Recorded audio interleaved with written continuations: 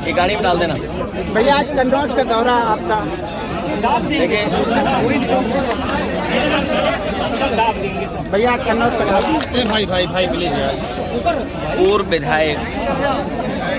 पूर्व विधायक कल्याण सिंह दौरे जी की माता जी का स्वर्गवास हो गया था।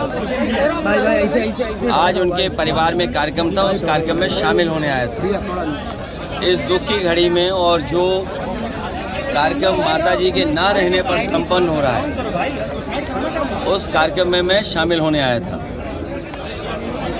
ये कन्नौज क्षेत्र और इनका गांव और आसपास का क्षेत्र हम लोगों के लिए नया नहीं है। राजनीति की जब शुरुआत हुई थी, इसी क्षेत्र के लोगों से मिलकर के और इसी क्षेत्र के लोगों ने समाजवादी पार्टी को आगे बढ़ाने का काम हमेशा किया है। भैया पीडीए फार्मूला पे क्या हरियाणा में चुनाव लड़ेगी सपा? ये कहाँ चुनाव लड़ना है ये पार्टी तय करेगी और भविष्य में समाजवादी पार्टी राष्ट्रीय पार्टी कैसे बने उस दिशा में समाजवादी कार्यकर्ता नेता हम लोग लगातार काम करते रहेंगे। भैया कल मुख्यमंत्री ने कहा है लाल टोपी वालों के काले कारनामे अब सामने आ रहे हैं, क्या कहेंगे? देखिए, कभी कभी लोगों को सदमा लगता है। आप सब लोग जानते हो, जब सदमा लग जाता है तो कुछ लोग बोलते हैं, और कभी किसी के चोट लग जाए तो कुछ और बोलते हैं। जो लाल रंग है उसको समझना पड़ेगा। ये लाल रंग क्रांति का है, लाल रंग हमारे इमोशंस का है, ये लाल रंग मेल मिलाप का है। ये कार्यक्रमों का हमारे जब बहुत पारिवारिक कार्यक्रम होते हैं उसमें सबसे ज़्यादा रंग अगर कोई दिखाई देता है तो लाल रंग दिखाई देता है। हम जब खुश होते हैं तो आप देखते होंगे हमारे चेहरे लाल हो जाते हैं, दुखी हों तो हमारे चेहरे लाल हो जाते हैं। ये लाल रंग इमोशन का है। हमारे मुख्यमंत्री जी इमोशन नहीं समझ सकते हैं। और देखो, हमारे यहाँ तो बाल भी हैं सर पे, तो कम से कम ये टोपी उन लोगों के भी काम आ सकती जिनके बाल ना हो, गंजे जो लोग हों। और देखिए, जो काले रंग की टोपी पहनते हैं उनका तो काले ही सब कुछ काला होगा, इसलिए काले पे बहस नहीं कर रहे हम। हमारा लाल रंग मेल मिलाप का है, अगर खुशी का है, त्योहारों का है। हमारी देवियों के जितने कार्यक्रम संपन्न होते हैं, दुर्गा माँ का लाल रंग, हमारे पारिवारिक कार्यक्रम होते हैं, लाल रंग सबसे ज़्यादा इस्तेमाल होता है। आखिरकार नाराज़गी क्या है? इसीलिए मैंने कहा ये जो हार का सदमा है, जो हार की वजह से सदमे से नहीं उभर पा रहे हैं, इसलिए उन्हें हर जगह लाल रंग दिखाई दे रहा है। भैया कई स्टेशनों के नाम जो है वो चेंज किए गए हैं, उस पे आपका भी एक ट्वीट सामने आया है। आज अस्पतालों की हालत क्या है? आज अस्पतालों की हालत क्या है? जो अस्पताल बनाए गए थे समाजवादी सरकार में, वो भी अस्पताल नहीं चला पा रहे। स्कूल की व्यवस्था ठप हो गई।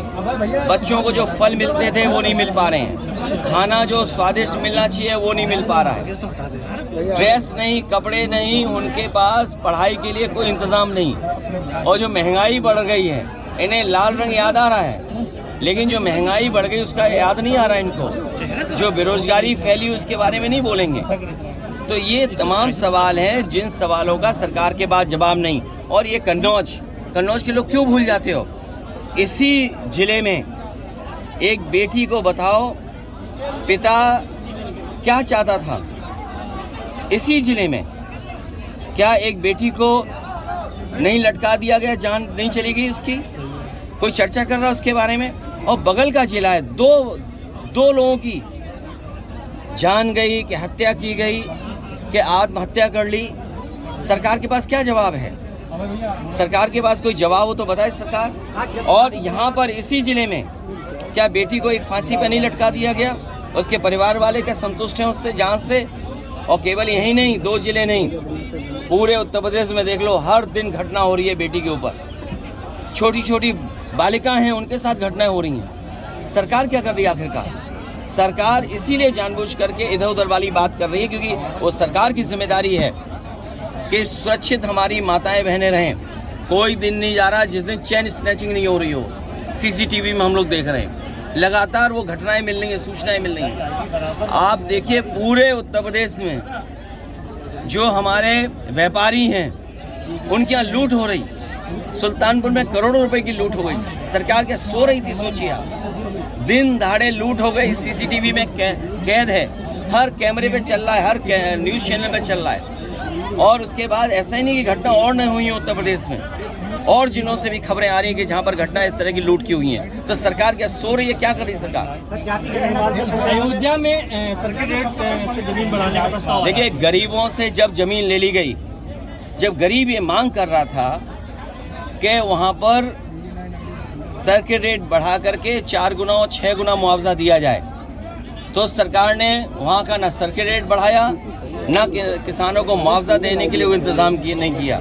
और जब बड़े लोगों ने, कारोबारियों ने और खासकर बीजेपी के लोगों ने ज़मीन ले ली, बीजेपी के लोगों को मुनाफा मिले, वो ज़्यादा पैसा कमाएं। गरीब जो जानकार नहीं था, उसको जानकारी नहीं थी, वो सस्ते में ज़मीन बेच गया, सस्ते में ले ली। और अब जब ज़मीनें बीजेपी के लोगों के पास पहुंच गई, बड़े कारोबारियों के पास ज़मीन पहुंच गई, तो सर्किट रेट बढ़ाया जा रहा जिससे उन्हें मुनाफा ज़्यादा हो। हम लोगों की ये मांग थी कि किसानों से ज़मीन ली जाए तो सर्किट रेट बढ़ा करके ली जाए, तब सरकार ने सर्किट रेट नहीं बढ़ाया। गरीब हमारा किसान वो समझ नहीं पाया। उसकी ज़मीन जब बीजेपी वालों ने दूसरों को बिकवा दी, खुद खरीद ली, उसके बाद उनको मुनाफा पहुँचाने के लिए सर्किट रेट बढ़ाया जा रहा है। कंगना रनावत चाहती जनगणना के लिए मना